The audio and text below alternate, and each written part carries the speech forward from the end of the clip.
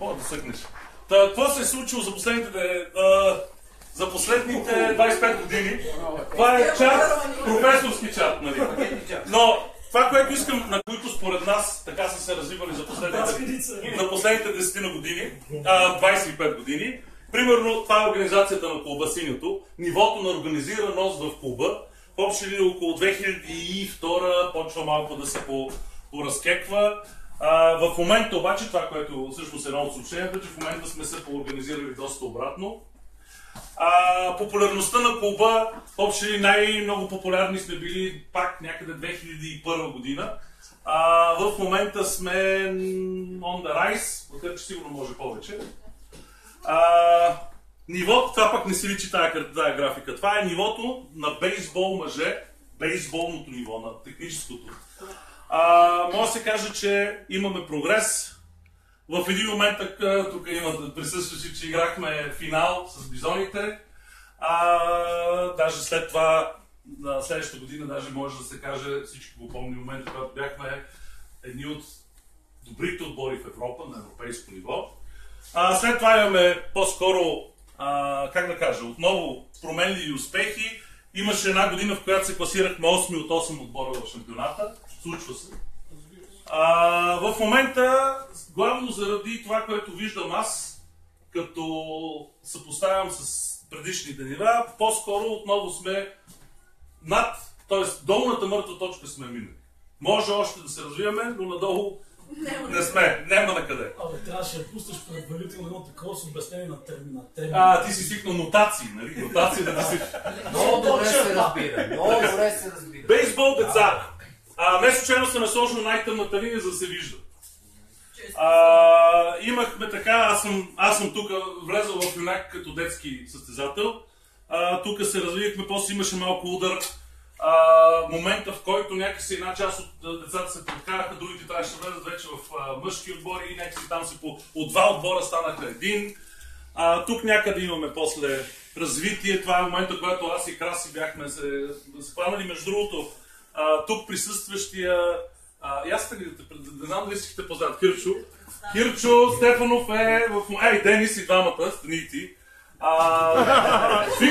Мирно. Викнал съм ги като циркови маймуни, защото те тогава започнаха, а сега са те са хората, които движат отбора.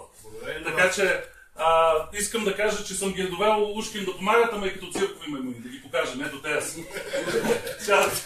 Така. След това се случиха много неща. Едно от нещата е, че малко по малко дейността ни с детски отбор изчезна. Прекъсна се.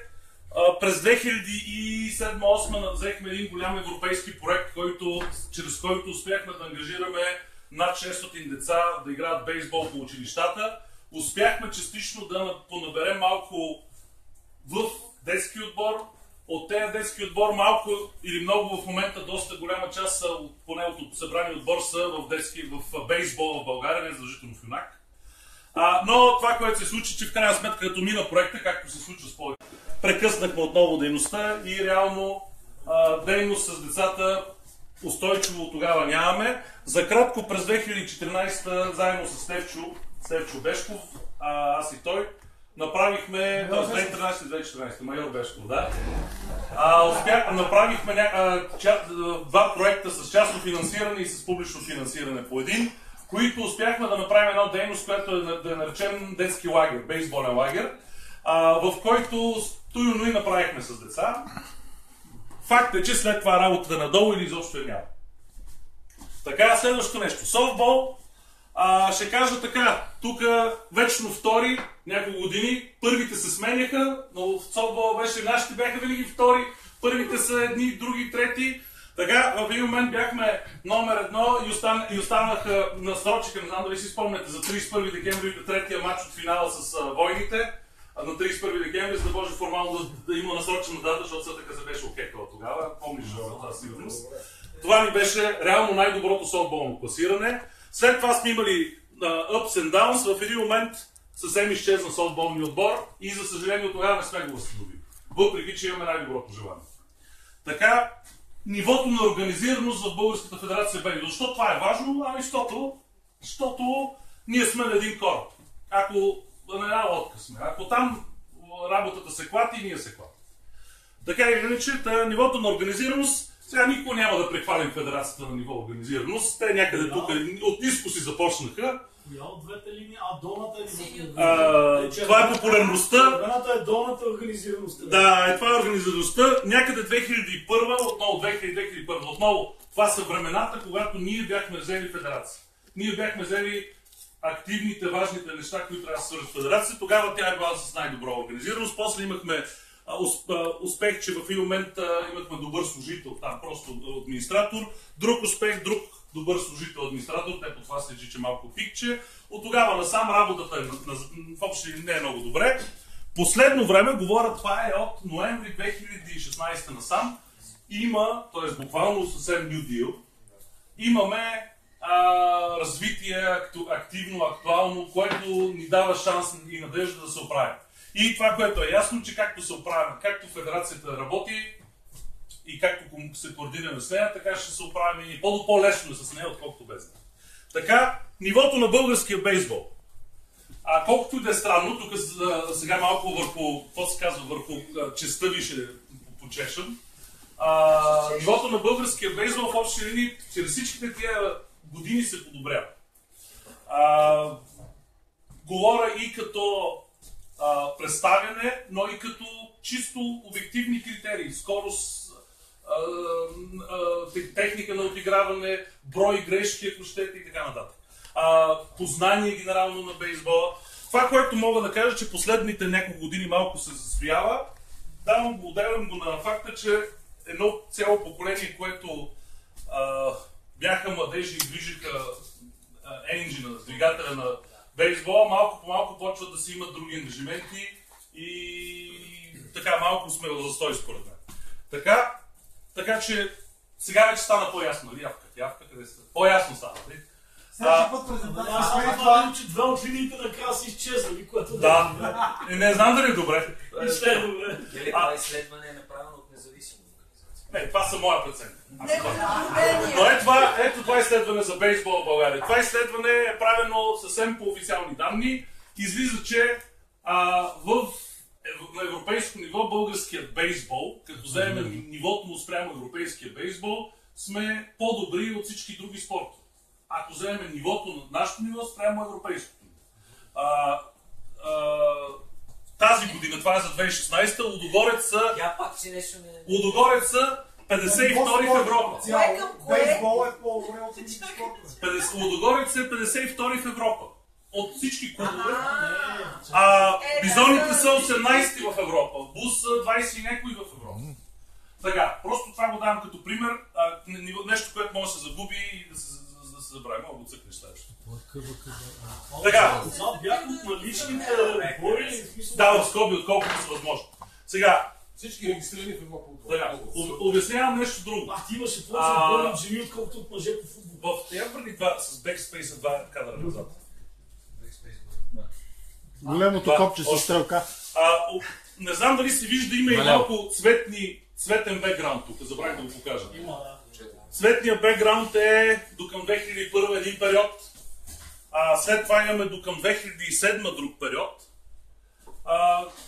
Ще го нарека, това е периода на ръководствата на клуба. Това е най-добрият ни период, разбира се, този, който Жоро Димитров най-много ни е. Той ни водеше. Това период беше, когато Жоро Курте водеше и между другото и двамата, каквото сме могли сме направили с него, времената бяха трудни. След това, следващата част, умишлено съм аз само, какво се казва, и двете съм аз президент, но ги разделям на две части заради житейската ми ситуация. До 2001 аз бях малко като обрасващо малко, какво се казва, буабабче, което обрасва от мъх и малко по малко се вдъвенява и точка. 2011 то ми се обади, не се беше обаждал отдавна и каза, за утре ми трябва един човек, знам, че може би, ама при тебе ние последни решат. Нещо такова. Нещо Купа България беше. В този момент аз реших, че каквото и да съм спал, дремал и така нататък, дължа на този клуб много неща и трябваше да се възстановя, да се върна. Така че от тук нататък мога да се каже, че започнахме по нов начин. Едно от нещата е, че малко по малко почнахме да стъпка по стъпка от мъничко, една стъпчета днеска по-добре, утре стъпчета, друга стъпчета по-добре и така нататък, да възстановяваме каквото може. Сега били може да се върнеш. И именно за това, тук съм казал само последния етап, 2012-2016, каква е ситуация, която се е случила до 2016, да речем до към лятото. Регулярен, все по-малък между другото, но все пак регулярен проблем с събиране на състезатели, както на тренировки, така и на матчове. До голяма степен нарушен тренировъчен процес. С изключение на няколко плахи опита, които ви казах 2013-2014, реално дейността с детските отбори я няма. Тотално няма софтбол.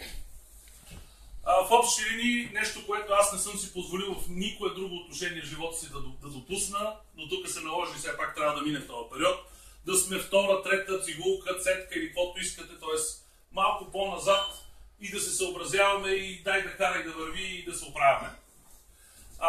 Някакви финансови затруднения, които между другото основно са свързани с осигуряване на терен, където да играем.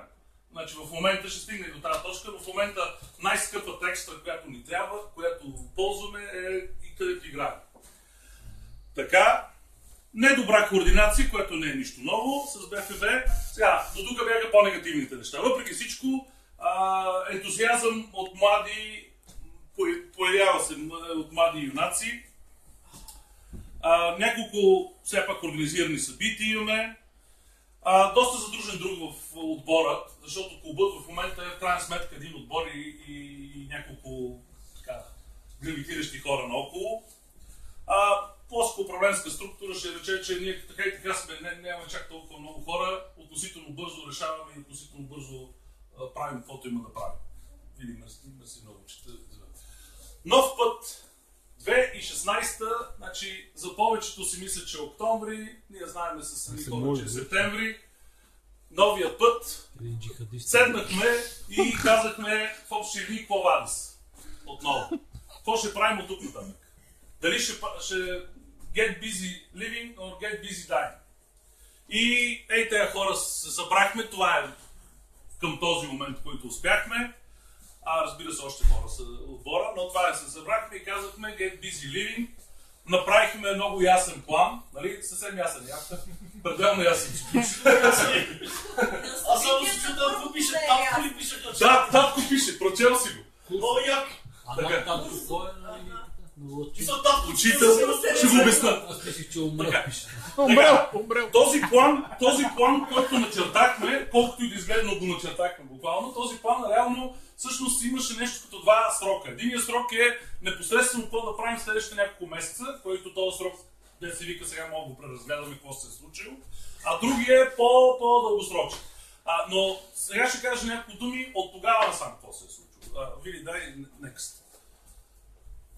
Краткосрочните цели в общини, там където са постигнати, те, които сме си поставили, са в три посоки: спортно-техническа подготовка, View everybody и така нататък. PR и екипировка. Сега тук ще цъкнеш. За спортно-техническата подготовка в общи линии може да направим малко статистика. Това са реалната снимка от реалния отчет пред отбора. Реално зимата не сме спирали да тренираме. Успяхме да отново наемем залата на септември. Тая атлетическата зала. Между другото, за повечето от тук да ви фане срам, че Жоро Димитров идва да тренира отбора и му благодарим за това. Между другото, аплодисменти за това, за съжаление има контузия, която ние с него сме се оговорили, че до края на май ще го правим. Юни и септември е втора база. Сега, какво стана изведнъж? Нема сега, ти колко ти даваш? На първа сме много една опашка. Всички се пенсионираме на първа. Така, но това, което искам да кажа, че тренировъчен процес се случи, пак ще ги посоча тези двамата младежи, се случи на сериозно ниво. Всичката техника, технология, ноу-хау, който знаем, беше приложен. Това бяха едни от така много разнообразни тренировки, които съм виждал по бейсбол и съм участвал. минималната температура беше минус 6 градуса, ако някой се чуди зимата как се... Най-ниската измерена. Най-ниската измерена, защото не сме сигурни колко точно мери този термометър, който е умрял от студ. Термометър е умрял от студ, братче. 25 човека са тренирали. 39 тренировки общо сме провели, от които едното момче е свалил 9 кг. Дойде и беше, разбира се, награден. Какво е 9 кг? Свалил е 9 кг. Да. Сега, между другото, и сега като игра в неделята, събота беше много добре изглежда. Ти схематичен вид, цели житейски тук истории. Да, но това е история. Всичко е житейски. Ние сме тук комплексно. 5 точки и 2 стрелки. Така, тия двамата са презентаторите на това чудо. Аз в момента правя нещо, което всеки професионален преподавател прави, крада слайдове. Виждам хубав слайд, кратно. Така или иначе, средно по 9 човека на тренировка и така на такива. Глупец. Добър ден! Фатално да знаеш. Така, Яцек ми следващото. Така са ни условията, на които тренирахме до сега. Не знам дали се вижда, тук в дъното е мрежата, осветено, машината. На най-тъмното място, по принцип. На най-тъмното място там е батинка. Сашо, хедерите, като ги завършат, какво са трябва да тренира? Използвахме контакта, който на времето Краси и Сашо бяха инсталирали. Да. Но иначе мрежата по съвсем друг начин я фиксирахме това. Директно за стената, даже аз си викам тая мрежа, ако не вземе да бутнем в тази зала, но само 3 пъти пада мрежа, всичко е наред. Така, иначе условията не изглеждат много велики, но такива са условията. Имате преди, че на това место тренират български олимпийци. Така че... ние сме тренирали тук в тази зала. Ние сме така, минус 6 и така, но това, което може би умишлено не показвам цяла ред снимки тук, голям купон. Филинга е супер як. Значи, ще кажа, че ето аз занимавам с бейсбол, без да спирам 25-6 години, тренировки. В момента филинга е както... с Вили сме си говорили по въпроса. Филинга е както е било най-год. Така, може би, защото все още мога да оцелвам топката. Знам. Другата така успех ни е онлайн. PR, крайна сметка. Фейсбук страницата ни е в общи линии преди година и половина я поехме на 100 лайка, сега сме на 750 грубо. Сложил съм основната конкуренция. Те ще ги догоним рано или късно. Те са женски отбор на академечките. Но всички други ги изпреварихме, включително и този отбор, който вече го няма. Мога ги, утре ще ти пусна една статия. Имаме една статия, ще сканираме с нашите девойки по сутини.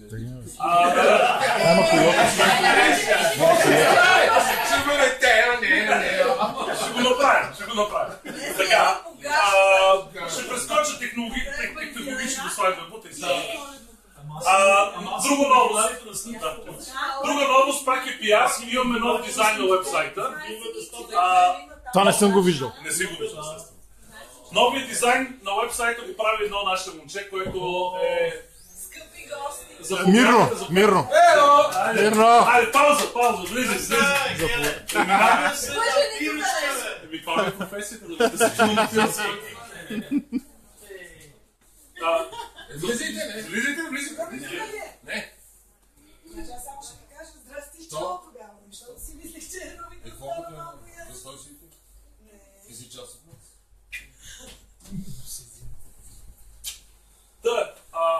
Не знам за тези, които не знам дали са седели, това ни е домейна от 8 години насам и 3 седмици вече. Сменили сме на този домейн. Значи, наскоро изробихме в Facebook, в Viber го пуснахме, изробихме първия уебсайт, който ще се стои. След това правихме един много задълбочен, който... Не, след преди DIRBG беше този в GeoCities. И оттам го качихме в DIRBG. Така, но излезе първия, от тогава сме сменили още един дизайн, който стоя 3-4-5 години. След това сменихме един, който допреди някоя друга седмица беше актуален при нас. И това ни е новия дизайн. Между другото, в момента виждате мокъп страничка. Само малко ще покажа как изглежда първата страница. Защо ще ви покажа? Защото имаме разни функции, които още не сме пуснали, защото трябва да им сложим съдържание. В момента имаме дизайн, структура, но няма още контент. Така или иначе, но такова нещо има. В момента на уебсайта изглежда това първата страница, надолу има още разни. Бъдем ще имаше много готина цифра. Не, то е ясно. Това е етап, защото Илян, че е така етапа. Хамериканец. Ти е хамериканец и 80 кила, то 80 кила е, ако се вземе заедно с мен. Сега ще 80. Не. По-малко е. Да, вътре. Хомърница му минус една, но така е инче. Това, което искам да покажа. Мери!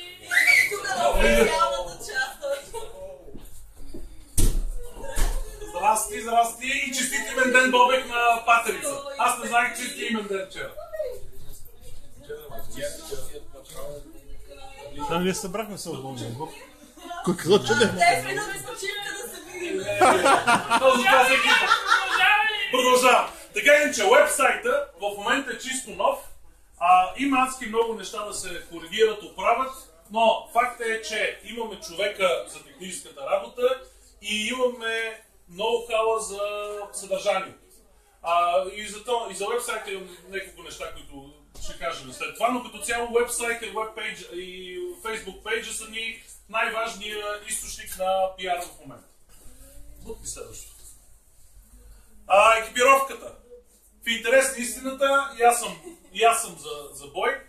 Дълго време, тук сме сложили примерни снимки, само да стане ясно. Дълго време екипировката не беше много цветно оправена. След маса време седнахме и сега в момента екипировката изглежда ето така. И всичко е както трябва да бъде, надписано, прошнировано.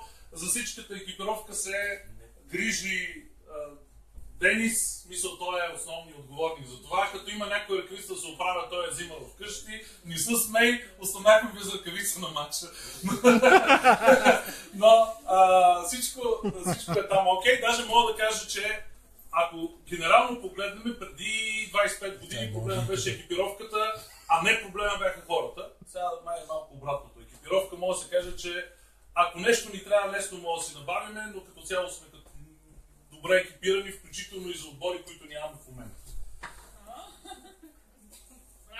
Новите ни шапки, които са тръгнали от Индия с валяк и скоро ще пристигнат. Парен валяк обаче, парен. Така. Но, нов дизайн, New Era, професионални шапки. Защо ги покажам? Защото първо на първо са супер яки. Второ на второ се оказаха, за мен изненада, аз на тея не повярвам двамата първо, но после се оказа за мен изненада, че те действително подействаха мотивационно на отбора. Всички много си изкепиха, аз казах сега една шапка, какво толкова, той изтрува пари и няма какво, но се оказа, че Аз чудваш, тази шапката в бейсбола като знамето. Това е най-важното нещо.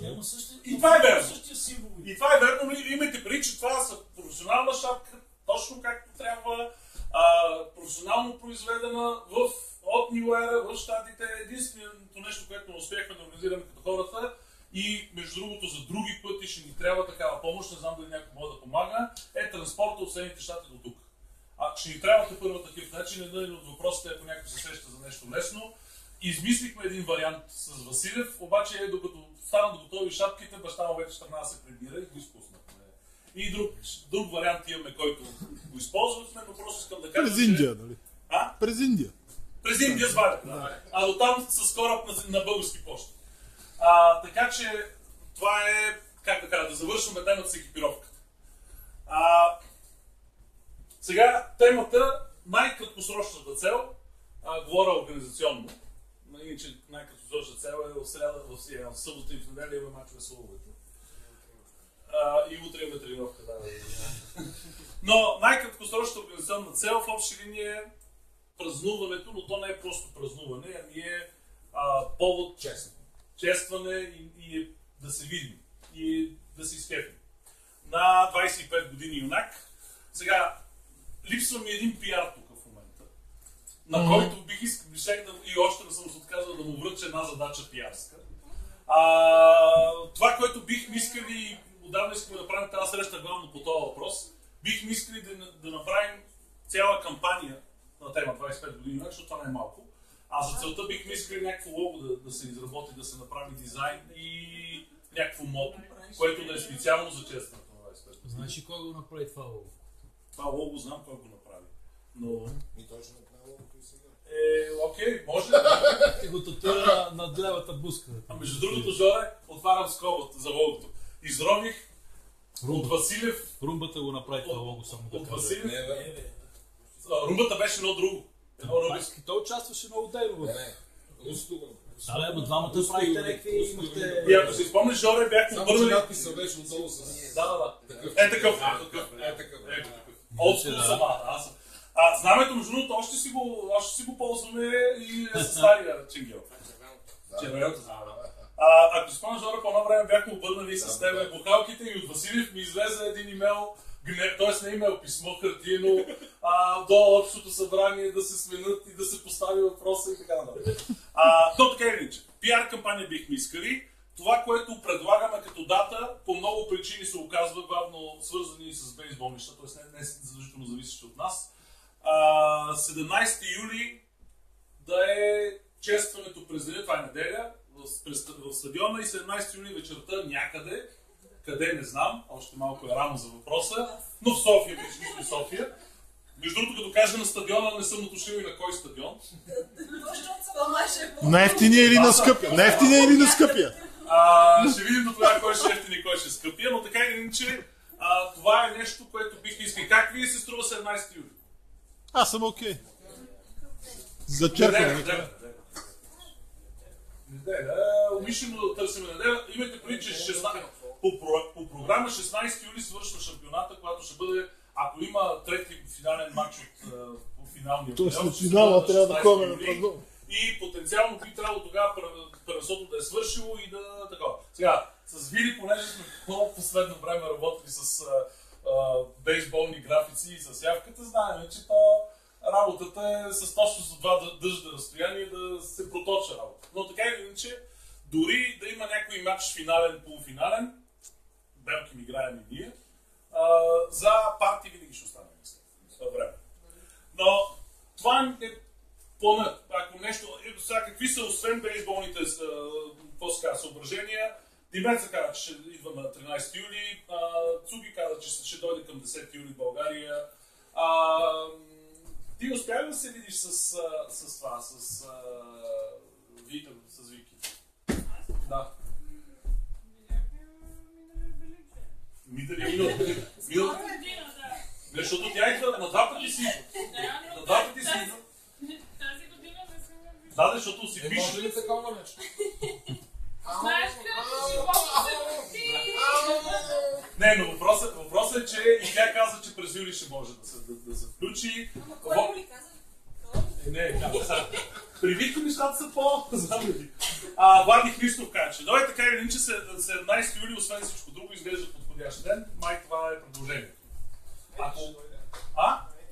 Ети също, да. Ети от горите ще слезе.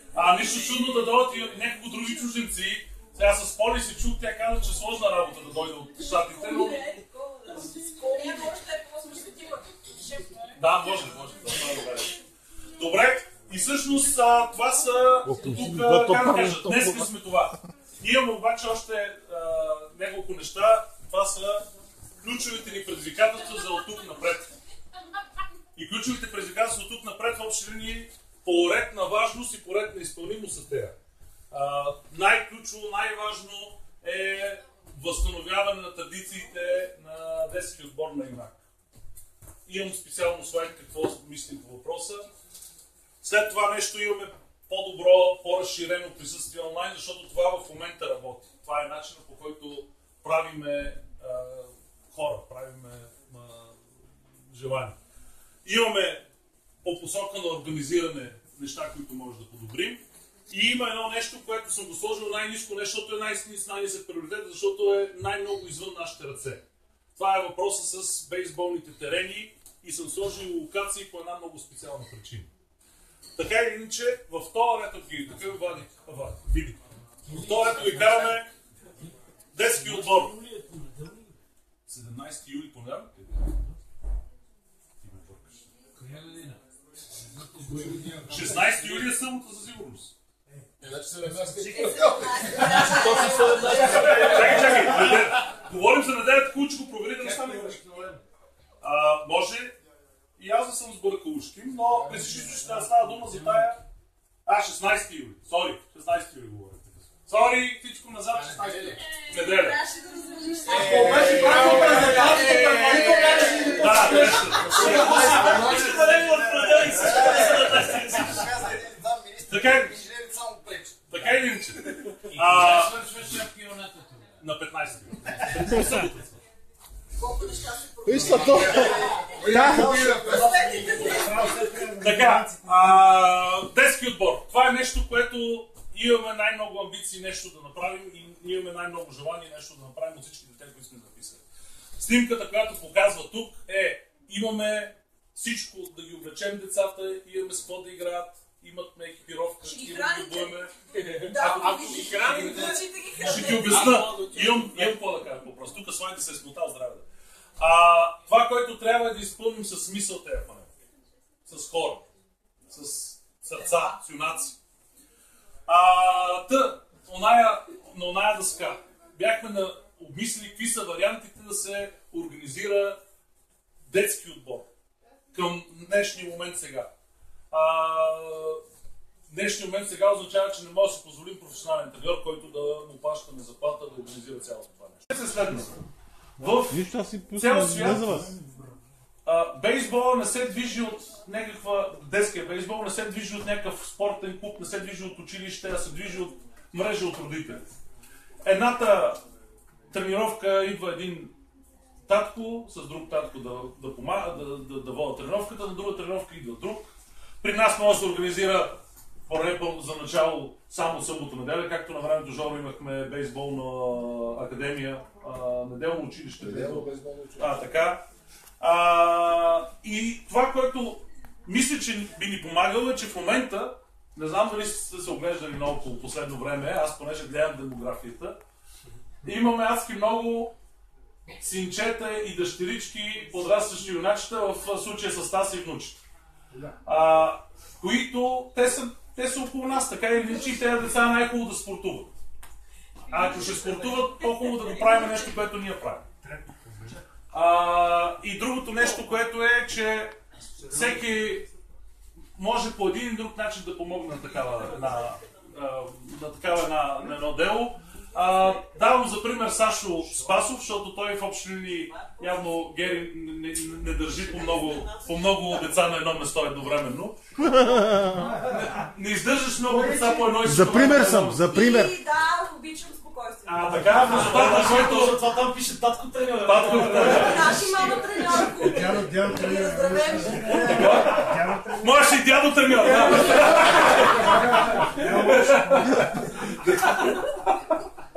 Така и назваме дядовци клуб. Клуб дядовци. Той ще бъде отбор дядовци. Имаме си клуб вече. Ти бъде си стадал дядове. Трети път, бе, трети път.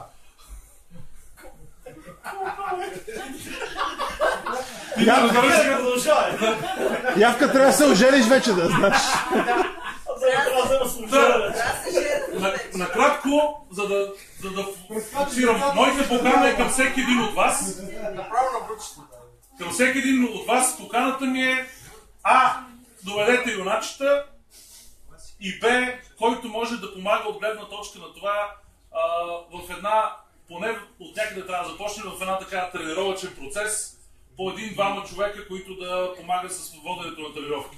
Давам за пример моя кум, президент на бейсболен клуб БУС, Стефан Бешков. Той никога не спря, включително и случаи, когато нямаше голям успех и се разбягваха децата и така нататък. Никога не спря всяка събота и неделя в 9 часа да е на стадиона и да има дечица, които 3 дечица или 3 дечица, които нещо да прави с тях. В резултат на което всяка година, поне ако не друго няма прекъсване. Оная картинка при нас, дето е прекъсната, при него няма прекъсване. И второ е, до сега играят, имат нещо, има няколко дечица, които влизат вече в мъжки отбор. Тоест, ефект има, както всички знаем, че трябва. А къде играят тия дечица? На октомври. А нашите дечица къде ще играят? На октомври.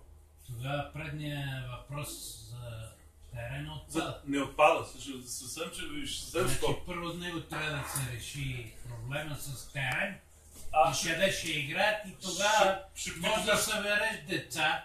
Обаче ако знаят къде трябва да отидат. Добре. Пенак, за това, специално за това, е ясно, че за следващите 2 години къде да тренира тима.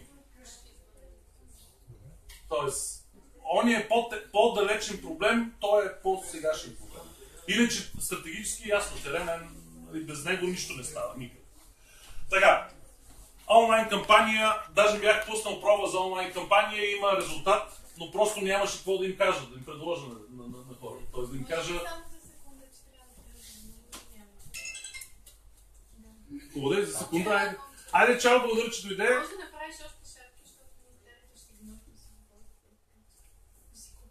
си. Не сте видяли вашата страната, но... Ние Добре, няма значение, ще ви предложа друго. Добре, чао. Чао! София City Camp. Това е нещо, което работи. Имаме така и домейна го опазихме, и Facebook групата я пазим. Това е нещо, което успяхме да направим в типично пролетната ваканция, в началото на лятната и в края на лятната ваканция. Това са периоди, в които родителите ходят на работа, а изведнъж децата някой е решил, че няма да ходят на училище. И те ще чудят какво да ги правят. И в този момент не казваме тренировка, ела да потренираме до 11 часа.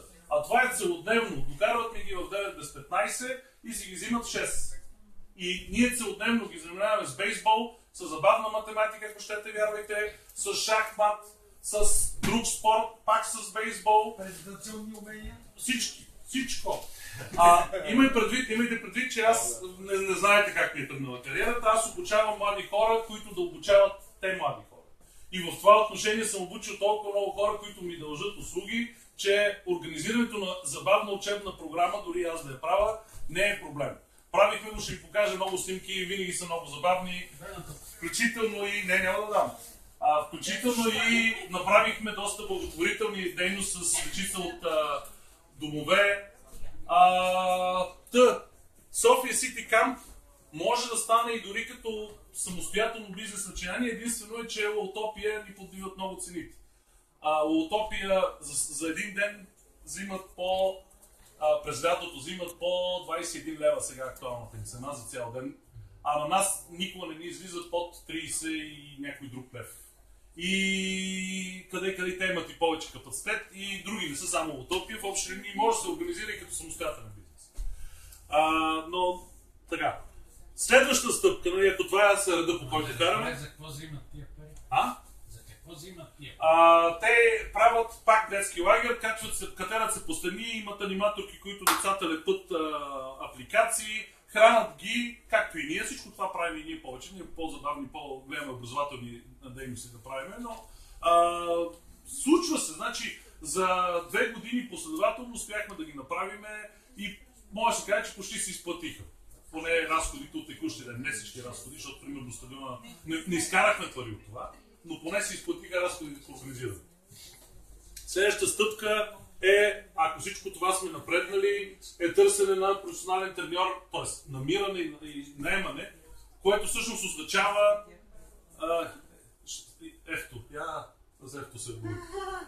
което всъщност означава, за да стане ясно, един професионален треньор струва 20 000 лева на година. И колкото и да ги броиме, не мога да му платя на времето, но не мога да му кажа ти само при мен ще си вторник и четвъртък от 4 до 6, затова трябва да му платя на времето, затова трябва да му дам и повече дейности. И ако ще му дам повече дейности, тогава може да минем и към възстановяването на софтборда. Затова са на това место. Още повече, че детската, ние когато имахме детски дейности, половината деца също са момиченца и всъщност ако имахме накъде да продължи, щяха да се продължи. Така че това ни е, може би най-важният слайд от цялата тази укум, който разправям до сега, е апел, покана, дай да направим стъпка номер 1. Татко, дядко или мама, лялка, треньор. Кой както реши. В интерес на истината, тук вече имаме 1-2 доброволци. Няма да ги казвам, че жената ще го бие. Но които са... Никой не се сети. Които казват ми, що какво? Идвам с Жорко и на дечи си правим бейсбол. Не се сещаш. За вечер мен си. Бати са падеете с съдеж. Ама ако мога да идва с Жорко, защо ме гледа мене? Пак казвам, казвам. И с Жорко, да. Пак казвам, толкова добре екипиран несъществуващ бейсболен отбор няма. Нещо повече от години насам, от поне 15 години, аз се кълна, че ако имам 2 лева, ако имам 1 лев и трябва да избера да го дам за мъже или за деца, ще го дам за деца тогава, когато има да кой да го дам. Така че, това ще бъде и сигурно най-добрия финансиран несъществуващ бейсболен отбор. Между другото, фанелките не си личат тук, но понеже оскубахме експириенс за един проект, фанелките са Ръсъл Атлетик, по-добри от мъжките отбори. По-скъпи всеки случай. Така че това е детски отбор. Присъствието онлайн, там като цяло работата върви. Чакай, бе, ти няма ли след някой след да поставиш? Никой не е прекъсван. Антракт не. Ти понеже... Въпроси не. Аз това го казах, че по всяко време се обажда. Кажи, Кой задава тук въпрос? Ти кажи, Моя въпрос е с училището. Опитвали ли сте се, освен това финансирането, да правите? С училищата сме работили доста. Значи в различни моменти сме работили с 5 различни училища. Като един от изводите е, че за да се работи в училище не е достатъчно просто да координираме учителя, но и това е важно, защото ако бяхме казали, че едната крайност е татко-треньор, най-елементарната, а другата е професионален треньор, някъде по средата стои междинно решение учител-треньор. Така много български отбори са възникнали и мисля, че пак може да стане. Значи това е учителя по физкултура, ясно, че по физкултура, децата, които ги тренира, организира ученически отбор, който малко става отбора на клуба, след като ние сме помогнали и така нататък. Едното нещо е, че трябва да има координиран учител. Другото нещо обаче, за съжаление, е, че трябва да има подходящо наблизо около училището на подходящ терен. Тук съм прав Пенака. Върху асфалт стават туилни неща в училище, двор казвам, но изводът ни е, че ако не е някъде, където може децата да са на хубава полянка и така нататък. Такива с изкуствена трева много вече. И това сме го играли, защото обяснявам, че много си ги пазят и нам си ги водят. Така или иначе, изводът е, че 8 училище и 55 училище, това са училищата, които са най-близки до стадиона в октомври, и другото е 11 и 125, това са училищата, които са най-близки до стадиона Диана, са ни таргет. И двете сме влизали в 125 с Голям Зор, трябваше да влезе като представител на Министерството по проект, за да говоря като експерт на Министерството, да говоря с директорката. Голям Зор нещо не си паза децата и ни дават там да влезем. 8 и с 55 сме имали най-много сме работили и извън това финансиране, за което ти казваш. Другото е, имаш какво да помогнеш тук, защото ти си човека, който работи с родители и с деца. Знаеш, аз за това няма да отварям темата, обаче според мен трябва тази PR кампания да се наблегне точно на родителите и децата и да се покрият всички училища в София. Не с цел да се прави отбор към училището, да се популяризира спорта, а отделно търсиме доброволец да напише статия на тема децата и ползите от бейсбола и софтбола за децата. Значи това е анонс, доброволец ще се намери, но ще си го запиша това, че ще излезе като резултат. И при Ели ще го пуснем. Ели се занимава с нещо много възприно, с родители и с деца, така че определено може да помогнеш тук и с канали. Така, за онлайн присъствието. Всъщност там нещата като цяло са ясни. Съдържанието в UNAC-Baseball.com има да се пълни. Разбира се, може да използваме предишни текстове, но от друга страна, както Жоро каза, тук трябва да е дума по дума много прецизно всичко. Малко имаме разпределение на отговорностите и координация, кой какво пуска в Facebook пейджа. Вили най-много пуска там, разбира се. Но въпрос на малка координация и в момента мога да кажа, че резултатите ги имаме, може да ги направим по-добре. И освен това разчитах, че тук ще дойде и професионален пиар, можеше да каже някой друг съвет. За късмет едно от последните неща, което професионалният пиар беше написал, е пиар стратегия на клуба, която аз все още си чета и каквото можем да спазвам. Така, Game Changer е софтуер, който от тази година започнахме да използваме в Федерацията за регистриране. Въпрос на време е да го интегрираме с уебсайта. обяснявам, Game Changer искат пари, за да може да видите обобщените статистики на играчите. Вие по принцип не плащате, това със сигурност, защото аз отвътре ще свалям данните в някакъв ясен вид и ще ги мапваме в уебсайта. Тоест ще го измислиме този номер, макар че може би не веднага, но рано или късно това ни интегриране. До тук са нещата, които са ми ясни. Twitter е нещо, което бих искал да започна, но просто не имам капацитет, защото в момента съм сумарно в социалните мрежи, сумарно акаунтите са ми над 30 и почвам малко да се побърквам, а и честно казвам, трябва човек да го прави като хората. Да. Последното по идея, но според мен най-лесно за обруване от по-сложните всеки случаи е Юнак TV. Юнак TV ще бъде канал в YouTube, в който ние започнахме миналата година да правим нещо като прото такова. По едно видео представяне или кратки видеоклипчета от 2-3 минутки за хората от Юнак. Ние така го мислим, people в Юнак го бяхме коментирали. Така или иначе, Юнак TV е нещо, което ще започнем. Лесно става с тези телефони сега. Ще изглежда малко, поне от начало ще изглежда малко лаишки, хубаво, нищо лошо. Но ще изглежда по-пълно. Да, именно. Така че това ни е присъствието. Въпроси? Няма. Twitter не е толкова популярен, колкото Фейсбук, а ние като сме малко. Така е, но това... PR нямаше, но имаше реклами с лък.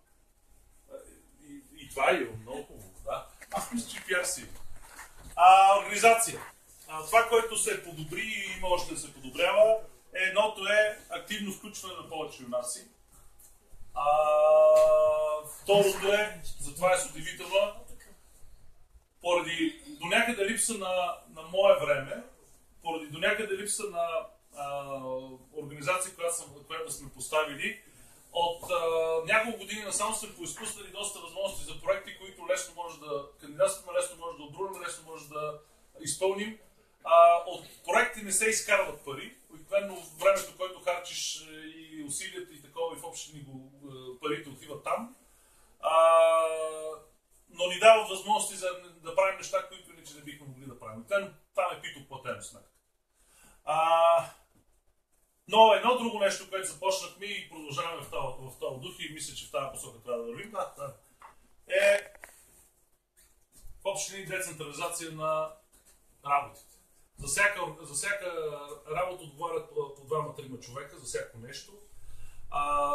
В резултат на което никой не е ключов, никой не е фатален, ако отсъства, защото винаги има кой да го поеме.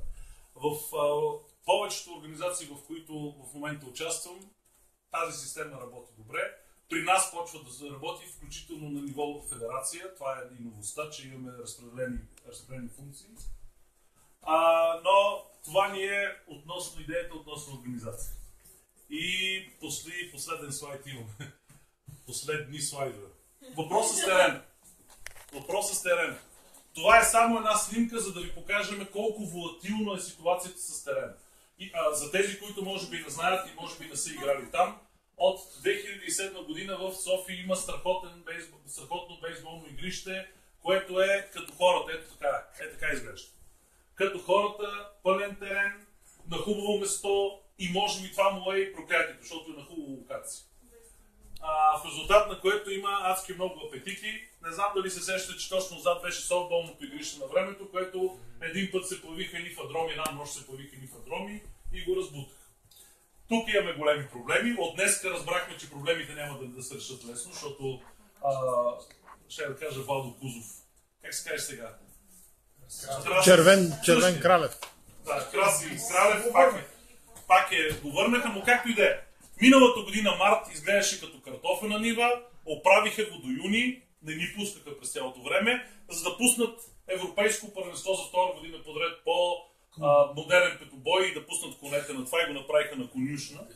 И да го изглежда и така на 29 юли и пак не ни пуснат. Така, това е едното игрище. Другото игрище, което е октомври, нека си отговор на тебе.